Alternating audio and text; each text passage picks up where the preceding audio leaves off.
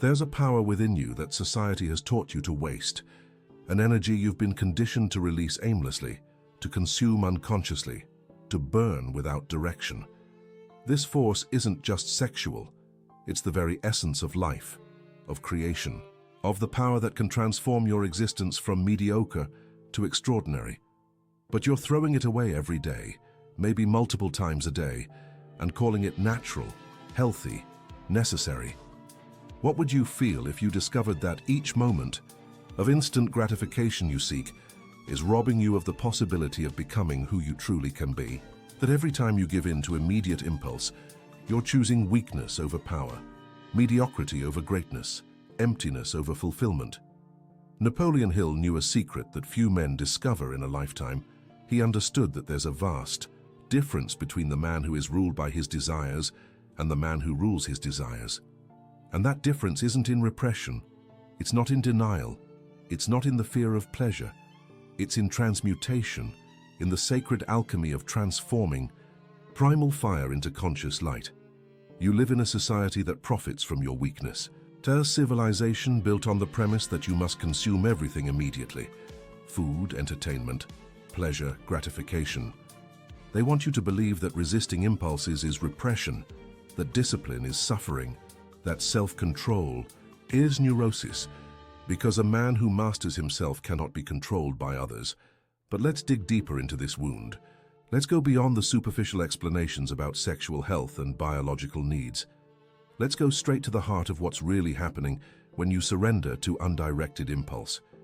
Every time you choose immediate gratification, you're making a statement about who you are. You're saying, I am weak, I can't wait. I can't transform this energy into something greater. I'm a slave to myself. And the most terrifying part is that you don't even realize you're making this declaration. You've been convinced it's normal, that it's even beneficial. But Napoleon Hill saw through this illusion. He recognized that sexual energy is the most powerful force in a human being, and that most people waste it like it's running water. He observed the most successful men of his time and discovered a pattern. Those who achieved great things had learned to channel this primal energy towards higher purposes. This isn't about religious celibacy. It's not about denying your nature. It's about understanding that you have a choice that most people don't even know exists. You can use this energy as fuel for mediocrity or as fuel for greatness. You can burn it aimlessly, or you can direct it with surgical precision towards what truly matters in your life. Think for a moment about your own experience. How many times have you felt that energy building up inside you? That vital, intense, almost uncontrollable force? And what did you do with it? You probably released it in the easiest way possible, the path of least resistance. And afterward, how did you feel? Satisfied? Fulfilled? Powerful? Or did you feel that familiar emptiness? That sense of depletion? That slight melancholy that comes after purposeless release? That feeling isn't accidental. It's your body and soul telling you that you just wasted something precious. Napoleon Hill called this sexual transmutation, the ability to take that primal energy and elevate it to a higher level of expression. When you do this, something extraordinary happens. Your mind becomes sharper. Your presence becomes more magnetic. Your determination becomes unshakable. You literally transform into a more powerful version of yourself. But society doesn't want you to know this. The instant gratification industry, the culture of immediate reward, the system that profits from your energetic dissipation, they all have a vested interest in keeping you believing you need to release this energy constantly. They want you to remain in a state of perpetual weakness, always chasing the next dopamine hit, always needing more. The truth is, you've been programmed to be addicted to your own weakness. You've been conditioned to believe that resisting impulse is impossible, that self-control is a form of torture, that discipline is the opposite of freedom. But that's the cruelest inversion ever imposed on humanity. True freedom comes from self-mastery. True power comes from the ability to consciously choose how to use your vital energy. When Napoleon Hill studied the most powerful and influential men of his time, he noticed that many of them went through periods of voluntary sexual abstinence during the most crucial moments of their achievements. Not out of moralism, not out of religion, but out of strategy.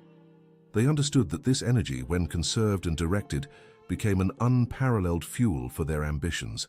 Imagine your sexual energy as fire. You can use that fire to burn everything in its path, leaving only ashes and smoke. Or you can channel that fire to forge something extraordinary, a brilliant mind, an unshakable character, an unbreakable purpose. The difference lies in your choice, your consciousness, your ability to see beyond the immediate impulse. But let's confront the resistance that's arising within you right now. As you read these words, your mind is probably creating objections, justifications, rationalizations. This is extreme, you might be thinking. This isn't natural, your mind might be whispering. I need sexual release to be healthy, it might be arguing. That resistance isn't a coincidence. It's the addiction speaking. It's the social programming, defending itself. It's the part of you that's been conditioned to remain weak because a weak person is a controllable person. The uncomfortable truth is that you're afraid of your own power. You're afraid of discovering what would happen if you truly channeled all that energy towards your goals, your dreams, your highest aspirations, because that would mean taking full responsibility for your life. It would mean admitting you've been choosing mediocrity when you could choose greatness. Napoleon Hill realized there's a direct correlation between sexual control and success in other areas of life. Not because sex is bad, but because discipline is transferable. The man who can control his most primal impulses develops the ability to control all other aspects of his existence. He becomes master of himself instead of a slave to his compulsions. Think about the times in your life when you felt most powerful, most focused, most determined. They were probably times when you were channeling your energy towards something important, when there was a higher purpose guiding your actions. Now imagine if you could access that state not occasionally, but as your default mode of operation. Sexual transmutation isn't about denying your nature, it's about elevating it. It's about recognizing that you are more than your impulses, more than your compulsions, more than the patterns that have been programmed into you. You are a being with the extraordinary capacity to transform raw energy into conscious creation. When you conserve this vital energy instead of dispersing it, something alchemic happens in your nervous system, in your brain chemistry, in your energetic presence. You begin to radiate a different quality of magnetism. People sense it, even if they can't explain what it is. You develop a natural authority, a confidence that comes from within, a strength that doesn't depend on external validation. But this transformation requires you to go through discomfort. It requires you to confront the demons of instant gratification. It requires you to question everything you've been taught about need, about normalcy, about what it means to be a healthy man. Modern society has created an epidemic of weak men disguised as sexual liberation, men who can't sit alone with their own thoughts for 5 minutes without seeking some form of escape. Men who have been convinced that their weakness is natural and that their lack of self-control is inevitable. Napoleon Hill saw it differently. He understood that the truly powerful man is not the one who gives in to every impulse, but the one who consciously chooses when and how to express his vital energy. He's the man who has transformed wildfire into directed light. There's a reason why all serious spiritual traditions include some form of sexual discipline. Not out of puritanism, not out of denial of life, but out of recognition of a fundamental principle. The energy that creates life is the same energy that can create greatness in any area of human existence. When you ejaculate, you're not just releasing bodily fluid. You're releasing vital force, creative essence, power of manifestation. That's why you feel temporarily drained, why your motivation dips, why you often experience a drop in mood and energy. You've just wasted the fuel that could power your greatest achievements. But the modern sex industry wants you to believe this depletion is imaginary, that it's just religious guilt, that it's social neurosis. They have a vested interest in keeping you consuming, always chasing the next hit of stimulation, always needing more content, more novelty, more intensity. The truth is, you've been turned into a consumer of your own vital energy. You've been taught to be addicted to the very process that keeps you weak, scattered, without real focus on your most important goals. Napoleon Hill observed that periods of peak creative productivity in great men frequently coincided with periods of sexual conservation. Artists, inventors, entrepreneurs, leaders, all reported explosions of inspiration, extraordinary mental clarity, and boundless energy during these periods. This is not coincidence, it's cause and effect. When you stop leaking vital energy through compulsive sexual release, that energy builds up and seeks other channels of expression. It transforms into creativity, ambition, personal magnetism, the capacity for intense focus. But let's delve deeper into what actually happens during conscious abstinence. In the first few days, you'll face a storm of internal resistance. Your body, conditioned to the cycle of tension and release, will begin to protest. Your mind will create 1,000 justifications for why you should stop this madness. You may experience irritability, restlessness, a feeling that something is missing. This is the crucial phase. It's when most people give up, convinced that abstinence is unnatural or harmful. But what's actually happening is that you're breaking a deep conditioning. You're challenging established neurological patterns. You're forcing your system to find new ways to process and channel vital energy. If you persevere through this initial storm, something extraordinary begins to emerge. First, you'll notice an increase in your physical energy. You'll wake up more rested, feel more vibrant throughout the day, have more stamina for prolonged activities. This isn't placebo, it's the direct result of conserving vital energy instead of wasting it. Next, your mind will begin to operate on a different level. Clearer thoughts, more intense concentration, more fluid creativity. It's as if a veil has been lifted from your perception. You'll start to see possibilities that previously went unnoticed, to make connections that were previously invisible, to access insights that seemed beyond your reach. But the most profound transformation happens in your personal magnetism. There's an energetic quality that men develop when they conserve their vital essence, a presence that is simultaneously calm and intense, confident without being arrogant, powerful without being aggressive. People begin to respond to you differently, even if they can't pinpoint exactly what has changed. Napoleon Hill called it personal magnetism, not sexual magnetism in the common sense, but the magnetism that arises when sexual energy is transmuted into personal power. It's a presence that attracts opportunities, inspires confidence in others, and creates a natural authority that doesn't need to be declared. This transformation doesn't happen overnight. It requires weeks, sometimes months of consistent practice. It requires you to develop a new relationship with discomfort, to learn to ride the waves of impulse without being swept away by them. It requires you to cultivate a clear vision of the man you want to become, strong enough to overcome the gravitational pull of old patterns. But here's the paradox few understand. The more you develop this discipline, the less it feels like deprivation, and the more it feels like liberation. You begin to realize you were a slave to impulses you thought you controlled. You discover that what you called sexual freedom was actually a subtle form of imprisonment. True sexual freedom isn't the ability to have orgasms whenever you want. Any animal can do that. True sexual freedom is the ability to consciously choose when and how to express your sexual energy, based on what serves your higher goals, not the dictates of conditioned impulses. Napoleon Hill understood that there's a fundamental difference between conscious sexuality and sexual compulsion. The former is an expression of power and choice. The latter is a surrender to weakness and automaticity. A truly powerful man can choose both expression and conservation, depending on what his situation demands. When you develop this capacity for conscious choice, your sex life also improves dramatically, because you're no longer approaching sex from a place of compulsive need, but from a place of abundance and power. You're not seeking to release tension or escape discomfort. You're choosing to share vital energy from a position of strength. But let's address the resistance you might be feeling head-on. Your mind is probably generating a list of scientific objections, citing studies on the benefits of regular ejaculation, questioning whether abstinence might cause physical or psychological problems. This resistance is predictable because you've been programmed to believe it's impossible to function without regular sexual release.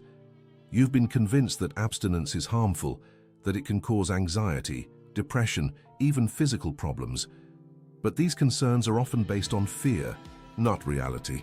The truth is that millions of men throughout history have lived through extended periods of sexual abstinence without any physical or psychological harm. Monks, athletes, soldiers, artists, many discovered that sexual conservation not only didn't harm them, but made them more powerful, more focused, more fulfilled. What actually causes anxiety and depression isn't abstinence, but compulsion. It's the vicious cycle of impulse gratification, guilt, emptiness that keeps you trapped in patterns that sabotage your greatness. It's the constant feeling of being out of control, of being ruled by forces you don't fully understand. When you break this cycle through conscious abstinence, you may experience an initial adjustment period. This is normal, but if you persist, you'll discover that on the other side of the storm, there's a clarity, a peace, and a power you may never have experienced before. Napoleon Hill realized that sexual self-control is the first step to self-control in all other areas of life. If you can't rule your most primitive impulses, how can you expect to rule your finances, your career, your relationships, your destiny? There's a reason why sexual discipline is often the first requirement in traditions that focus on the development of personal power. Not because sex is evil, but because mastering sexual impulses develops the willpower necessary to master all other aspects of human existence. Think about it. If you can resist the sexual impulse, one of the most powerful biological impulses, what other temptation can truly control you? If you can consciously channel your sexual energy, what other energy can you not channel? Sexual transmutation is fundamentally personal power training. It's a method of developing willpower, discipline, self-control, and conscious energy direction. These qualities, once developed, transfer to all other areas of your life. But there's something even deeper happening during conscious sexual abstinence. You begin to confront layers of psychological conditioning that normally remain hidden. You uncover emotional patterns, fears, insecurities, and wounds that have been masked by the cycle of sexual gratification. Often sexual compulsion is a form of emotional medication. It's a way to avoid feeling anxiety, sadness, anger, loneliness, or existential emptiness. When you remove that escape valve, you're forced to confront these feelings directly. This can be intense, uncomfortable, sometimes even frightening, but it's also extraordinarily liberating because you finally have the opportunity to process and integrate aspects of yourself that have been repressed or avoided. You develop a greater tolerance for emotional discomfort, a greater ability to remain present even when things get tough. Napoleon Hill knew that truly successful men aren't those who avoid discomfort, but those who have learned to use discomfort as fuel for growth. Sexual abstinence teaches this lesson viscerally, undeniably. When you can sit with the discomfort of the sexual impulse without being controlled by it, you develop a deep confidence in your ability to face any challenge. You prove to yourself that you're not a victim of your own compulsions, that you have real power over your inner experience. This confidence radiates to all other areas of your life. You become more assertive in negotiations, more courageous in relationships, more willing to take calculated risks, because you know at a cellular level that you can handle discomfort and transform it into strength. Let's be specific about implementing this practice. Conscious sexual abstinence isn't about violent repression or neurotic denial. It's about intelligent redirection and deliberate transmutation. First, you need clarity on why you're doing this.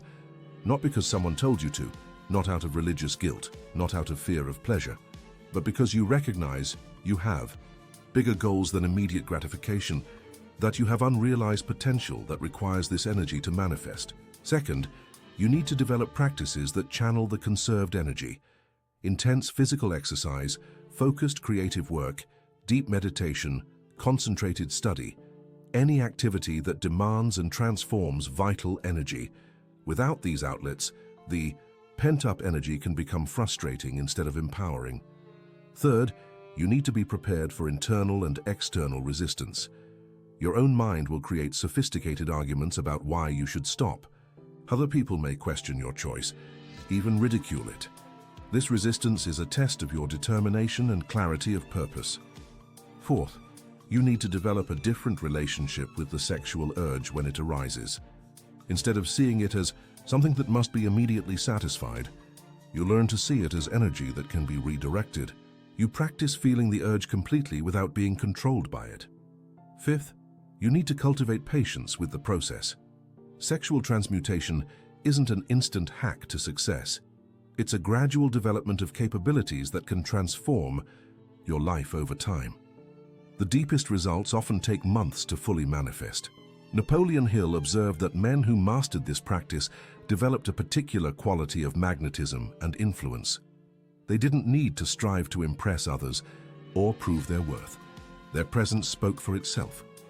They radiated a quiet confidence that came from knowing they controlled their own lives at a fundamental level.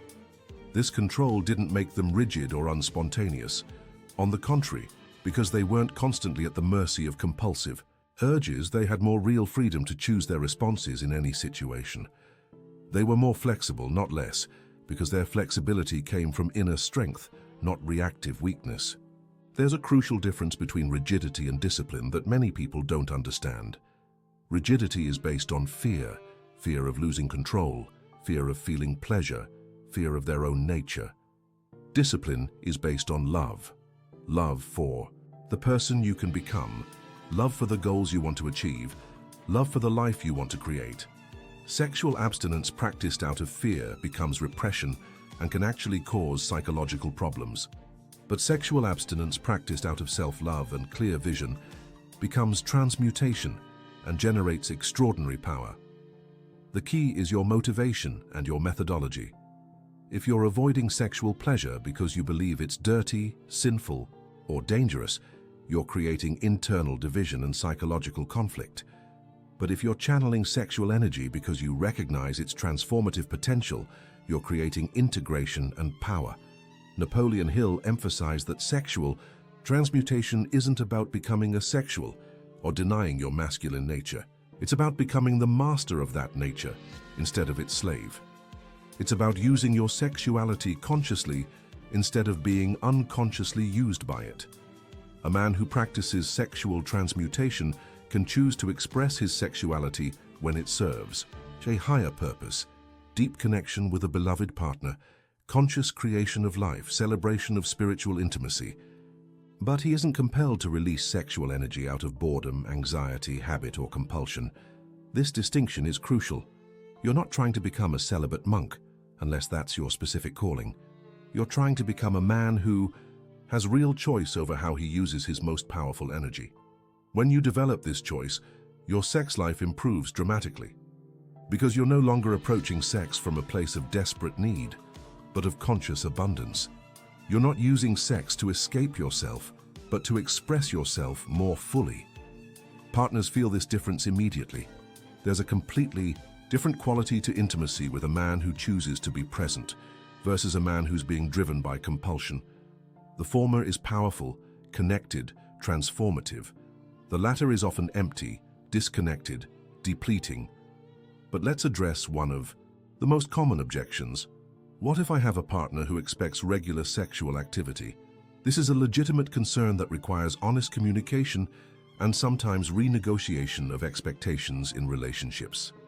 The truth is that many women, when they understand the benefits of sexual transmutation, are intrigued and even supportive of the practice.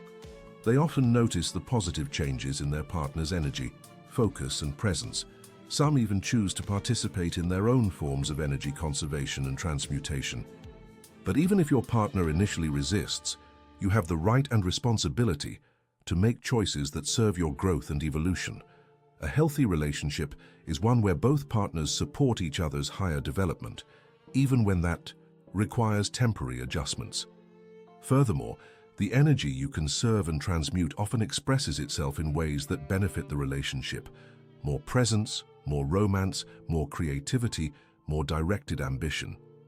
Many women find they prefer a powerful, focused partner who practices occasional abstinence to a weak, scattered partner who compulsively ejaculates.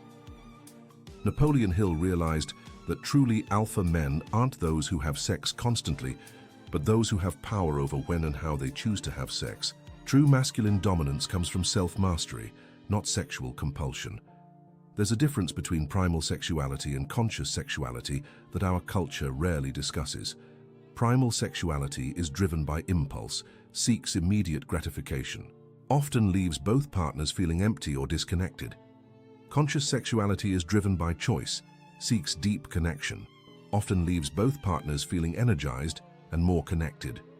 Conscious abstinence teaches you the difference between these two modalities viscerally. When you eventually choose to express your sexuality after a period of conservation, the quality of the experience is transformed. There's more presence, more intensity, more genuine connection. But perhaps the deepest benefit of sexual transmutation is the development of your relationship with your own masculinity. Our culture has sent very confusing messages to men about what it means to be masculine. On the one hand, you're encouraged to be sensitive, emotional, vulnerable. On the other, you're pressured to be strong, dominant, sexual. Sexual transmutation offers a path beyond this confusion. It teaches that true masculinity doesn't come from how much sex you have or how tough you are. It comes from your ability to govern yourself, to channel your vital energy consciously, to be simultaneously strong and sensitive, powerful and compassionate. A man who practices sexual transmutation develops an integrated masculinity. He doesn't need to prove his virility through compulsive sexual conquests. He doesn't need to repress his sensitivity to appear strong. He can access both strength and tenderness, both power and vulnerability, because he's not being driven by compensatory insecurities. Napoleon Hill observed that truly powerful men often possess this integrated quality. They could be simultaneously warriors and poets, leaders and caregivers, ambitious and compassionate. This integration came in part from mastery of their sexual energy, the most primal and powerful force of masculinity. When you're not being controlled by compulsive sexual impulses, you have access to a much wider spectrum of masculine expression. You can choose when to be assertive and when to be receptive, when to lead and when to follow, when to be competitive and when to be collaborative. This conscious flexibility is extremely attractive to both romantic partners and professional colleagues. People sense that they're interacting with someone who has real choices, not someone who's being driven by unexamined needs. But let's be honest about the challenges of the practice. Conscious sexual abstinence isn't easy, especially in the beginning. You'll face moments of intense doubt, periods of physical discomfort, waves of emotional resistance. Your mind will create sophisticated narratives about why you should stop. This isn't healthy, it will whisper. You're becoming obsessive, it will argue. Everyone thinks you're crazy, it will warn. These inner voices are part of the process. They represent aspects of you that have been conditioned to remain weak, that benefit from your lack of self-control. Acknowledge these voices without being controlled by them. Thank them for trying to protect you, but continue with your practice. Based on your clearer vision, you'll also face social pressures. We live in a hypersexualized culture where voluntary abstinence is often seen as abnormal or even pathological. People may question your choice, make jokes about your repression, suggest that you need therapy. This social pressure is a test of your conviction and independence. Truly powerful men don't make important decisions based on the approval of others. They follow their own internal compass, even when it puts them at odds with social norms. Remember, most people are living lives of quiet desperation, driven by compulsions they don't understand, trapped in patterns that keep them weak.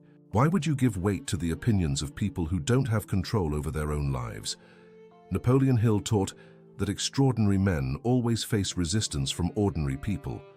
Your practice of sexual transmutation may be one of the first places where you experience this dynamic directly. Use this resistance as fuel. Let it strengthen your resolve instead of weakening it. Every moment you choose your practice over social approval is a moment you choose your evolution over your stagnation.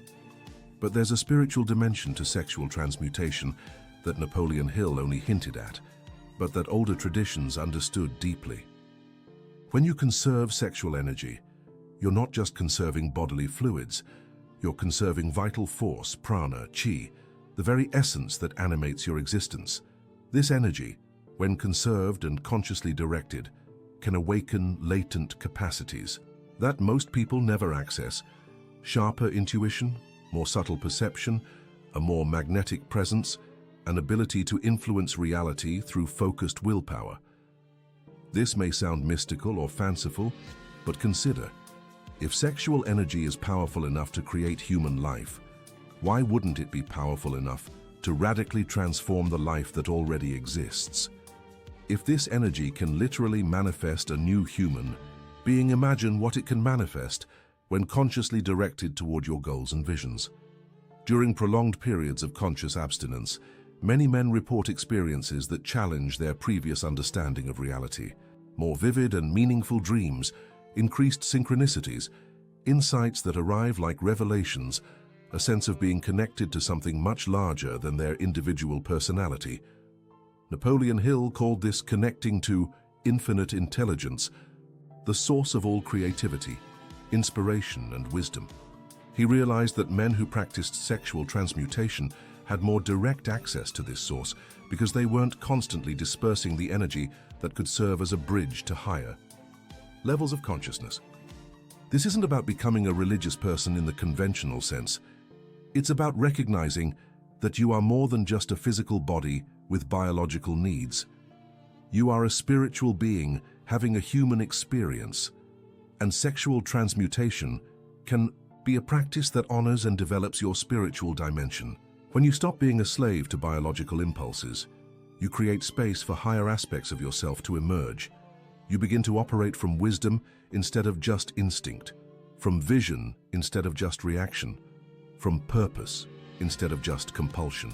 This transformation often happens in waves, periods of intense challenge followed by periods of extraordinary clarity, moments of profound doubt followed by moments of unshakable conviction. It's as if you're being tested on every level, physical, emotional, mental, spiritual, to see if your determination is real. These tests aren't punishment, they're opportunities for strengthening. Each time you choose your practice over immediate impulse, you develop spiritual muscles that few modern men possess. You prove to yourself that you have real power over your inner experience. Napoleon Hill realized that genuine self-confidence doesn't come from external successes, but from internal victories. When you can govern your most powerful impulses, you develop a confidence that no external circumstance can shake. You know that no matter what happens, you have the inner resources to handle any situation. This confidence radiates into all your interactions. You become less reactive to criticism, less dependent on approval, less disturbed by rejection. Not because you've become insensitive, but because you have an inner source of validation that's stronger than any external source. Men who develop this quality often find that opportunities begin to appear in almost magical ways, not because they've changed the external world, but because they've changed their energetic presence, and the world responds to that change. There's a metaphysical law that few people understand. You attract people and situations that correspond to your inner energetic frequency. When you're operating from strength, clarity, and purpose, qualities developed through sexual transmutation, you naturally attract people and opportunities that resonate with those qualities.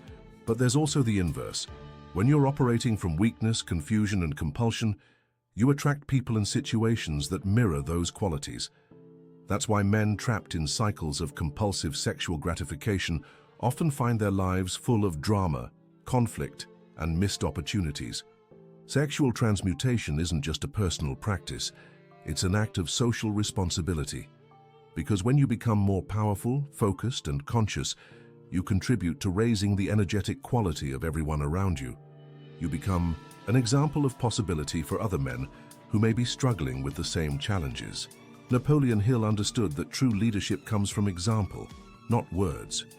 When you live the principles you preach, you inspire others to explore their own higher potentials. Your personal transformation becomes a catalyst for collective transformation. But let's address a practical question that frequently arises: how to integrate sexual transmutation with long-term intimate relationships. This is one of the most sophisticated questions about the practice, and it requires a nuanced understanding of both sexuality and spirituality. First, it's important to understand that sexual transmutation can be practiced even within sexually active relationships. It's not necessarily about complete celibacy. but about transforming your relationship with sexual energy from compulsive to conscious. You can choose periods of abstinence within the relationship with the understanding and support of your partner. You can practice sex without ejaculation, conserving vital energy while still maintaining physical and emotional intimacy. You can drastically reduce the frequency of sexual activity, focusing on quality over quantity. The key is honest communication and mutual education. When your partner understands the benefits you're experiencing, more energy, more focus, more presence, they often become allies in your practice rather than obstacles. Furthermore, many women find that they prefer the quality of intimacy that comes when a man isn't being driven by compulsive sexual need. There's a palpable difference between sex that comes from abundance and choice versus sex that comes from lack and compulsion. Napoleon Hill observed that men who practice sexual transmutation often developed deeper, not shallower, relationships. Because they weren't using sex as escape or medication, they could be more present and connected during intimate moments. But even if you choose periods of complete celibacy, this doesn't have to be permanent. Sexual transmutation can be a cyclical practice, periods of conservation followed by periods of conscious expression. The important thing is that you're consciously choosing, not being driven by unexamined impulses. Now let's explore some of the specific techniques that can help you channel the conserved energy productively. Because conserving sexual energy without adequate channels of expression can lead to frustration and eventual abandonment of the practice. Intense physical exercise is one of the most direct ways to transmute sexual energy. Weightlifting, running, martial arts, any activity that demands concentrated physical exertion can serve as an outlet for pent-up energy. Many men find that their athletic performance improves dramatically during periods of abstinence. Creative work is another powerful outlet. Writing, music, visual art, any form of creative expression can be fueled by conserved sexual energy. Many artists and writers throughout history have reported periods of extraordinary productivity during phases of sexual abstinence. Entrepreneurship and career development can also be extraordinarily effective outlets. The ambition, drive, and focus needed to build businesses or advance professionally can be amplified by transmuted sexual energy. Napoleon Hill observed that many of the most successful men he studied used this technique consciously or unconsciously. Spiritual practices like meditation, prayer, and philosophical study can be deepened through sexual transmutation. The conserved energy can be directed towards spiritual development, resulting in deeper insights and more intense spiritual experiences. Service and social contribution can also be fueled by transmuted sexual energy. The desire to make a difference in the world, to leave a positive legacy, to contribute to something larger than yourself. These impulses can be amplified when you're not dispersing vital energy through compulsive sexual gratification. The key is to have multiple outlets available and to alternate between them as needed. Some days you may need intense physical expression, other days deep creative work, still others focused spiritual development. Napoleon Hill emphasized the importance of having clear, compelling goals to direct transmuted energy. Without clear direction, this energy can become unproductive restlessness. But with a clear vision and defined purpose, that same energy becomes fuel for extraordinary achievements. This brings us to a crucial point. Sexual transmutation is most effective when practiced as part of a larger system of personal development. It's not an isolated technique, but a practice that amplifies all your other growth practices. If you're working on developing financial discipline, sexual transmutation can amplify your willpower in that area. If you're focusing on physical development, the conserved energy can fuel more intense workouts and faster recovery. If you're cultivating deeper relationships, the presence developed through the practice can enhance all your interactions. In other words, sexual transmutation isn't about becoming celibate. It's about becoming more powerful in all areas of life. It's about using your most potent energy as a catalyst for accelerated growth in any direction you choose. But here's an insight that Napoleon Hill only hinted at. Sexual transmutation can be a gateway to understanding and working with more subtle energies. As you develop sensitivity to your own sexual energy, You may begin to perceive other energetic currents within yourself and in the environment around you. You may begin to notice how different people, places, and activities affect your energy state. You can develop the ability to sense the vibe of situations before committing to them. You can learn to cultivate and direct specific energetic states for different goals. This heightened energetic sensitivity can be extraordinarily valuable in business, relationships, and decision-making. You can begin to operate from both intuition and logic, both feeling and analysis. Many men who practice sexual transmutation report developing a kind of inner radar that helps them navigate complex situations with greater wisdom. They can sense when something is right or wrong on a level that goes beyond rational thought. This isn't cheap mysticism. It's the development of perceptive abilities that are latent in most people, but are rarely cultivated because our culture is focused solely on the rational mind. Sexual transmutation can be a practice that balances rational development with intuitive development. Napoleon Hill called this developing the sixth sense, an ability to perceive information not available through the five physical senses. He observed that truly extraordinary men often possessed this ability and used it to make decisions that seemed impossible to others. When you conserve sexual energy, you're not just conserving physical energy. You're refining your ability to perceive and work with more subtle dimensions of reality. You become more sensitive not only to your own internal states, but to the invisible currents that influence situations and relationships. This refined sensitivity can manifest in many ways. You may begin to know things about people before they verbally reveal them. You may develop impeccable timing in investment or career decisions.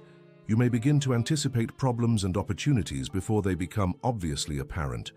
These abilities may seem supernatural, but Napoleon Hill saw them as natural developments that occur when you stop wasting vital energy and begin refining it through conscious practices. Now let's address the stages most men go through during the practice of sexual transmutation, because understanding these stages can help you navigate the challenges with greater wisdom.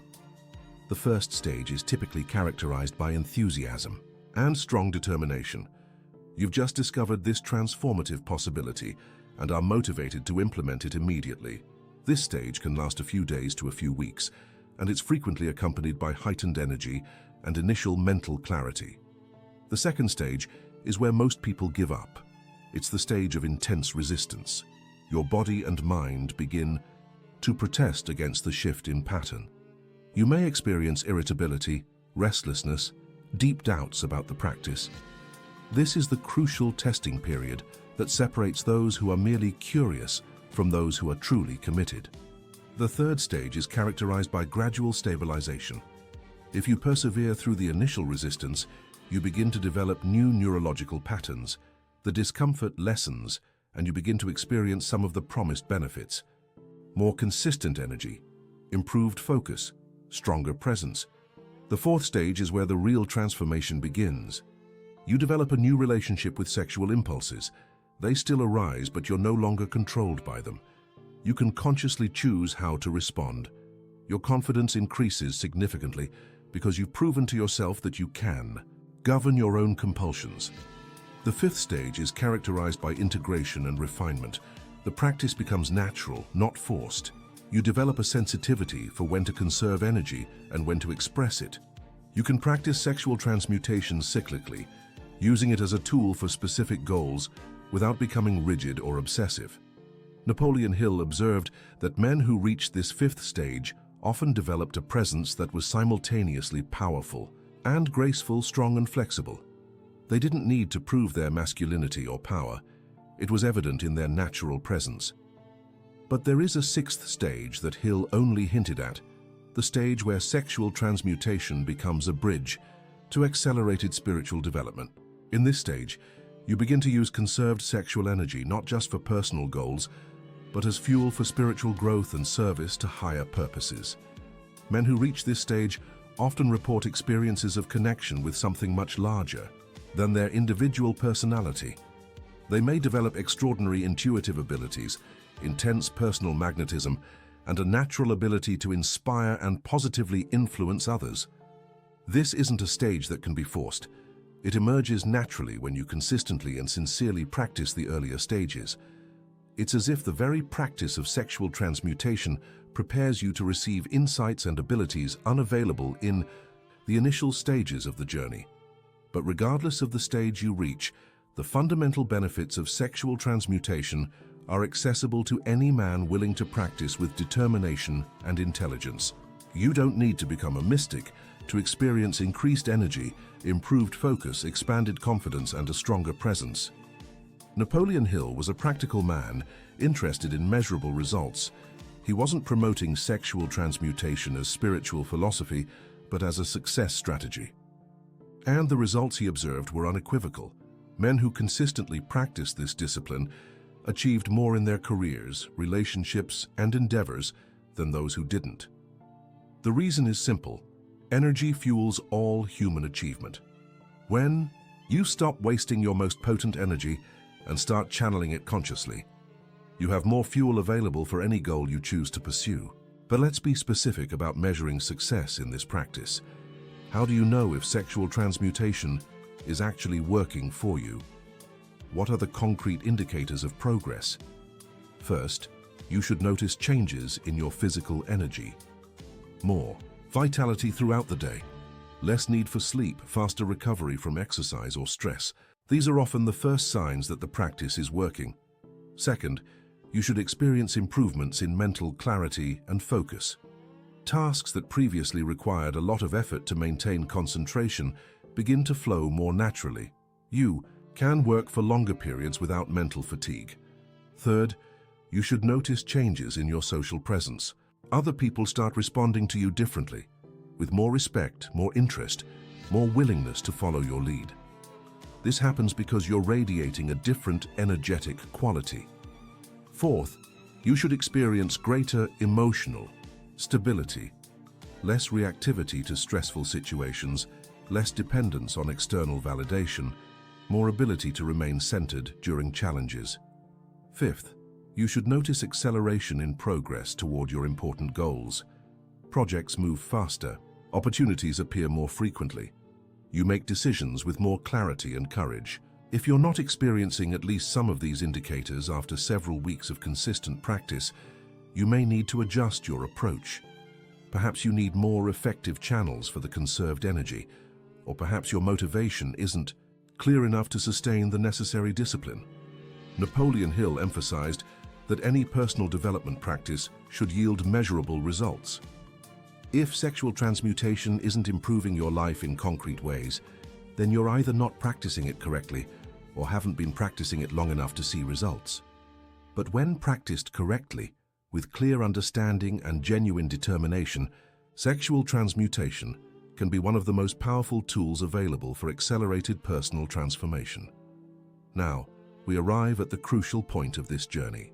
After exploring all the theoretical, practical, and spiritual aspects of sexual transmutation, you face a choice that will define not only your sexuality, but potentially your entire life trajectory. You can close this script and continue living as you always have, being driven by impulses you don't fully understand, wasting vital energy on momentary gratification, remaining stuck in patterns that keep you operating below your true potential. Or you can choose the less traveled path. The path of conscious transmutation, of inner mastery, of accelerated evolution through intelligent discipline. This isn't a decision you should take lightly. Sexual transmutation isn't a casual hobby or an interesting experiment to try for a few weeks. It's a commitment to a fundamentally different way of living, a declaration that you're willing to sacrifice immediate pleasures for lasting power. But if you make this choice, if you truly commit to this practice, you will discover capacities within yourself that you may not have even known existed. You will develop a presence that influences situations simply by your being present. You will cultivate a confidence that no external circumstance can shake. You will access sources of energy and inspiration that most people will never experience. This is the promise and the challenge of sexual transmutation. This is the opportunity that Napoleon Hill recognized, and that is available to you now, in this moment, through a simple yet profound choice. Will you choose to be driven by impulses or to drive your impulses? Will you choose to squander vital energy or transmute it into real power? Will you choose to remain as you are or evolve into who you can become? The answer to these questions will determine not only your sexual experience, but the quality of your entire existence. Because in the end, sexual transmutation is about far more than sex. It's about becoming the master of your own life, the architect of your own destiny, the conscious creator of your own reality. The power has always been within you. Sexual transmutation is simply one of the keys to unlocking it. The journey begins with a single decision, made in this moment, based not on what you have been, but on what you can become. The fire is lit, the energy is available, the transformation is waiting. Now it's up to you to choose whether you will squander this force or use it to forge the most powerful, focused, magnetic version of yourself this world has ever seen. The time of mediocrity is over. The time of conscious power has begun. And it all starts with your next choice, about how you will use the energy that pulses through every cell of your being. This is your call to greatness. This is your opportunity to transcend self-imposed limitations and discover what's truly possible. When a man decides to govern himself completely, sexual transmutation is the doorway. The choice to walk through it is yours.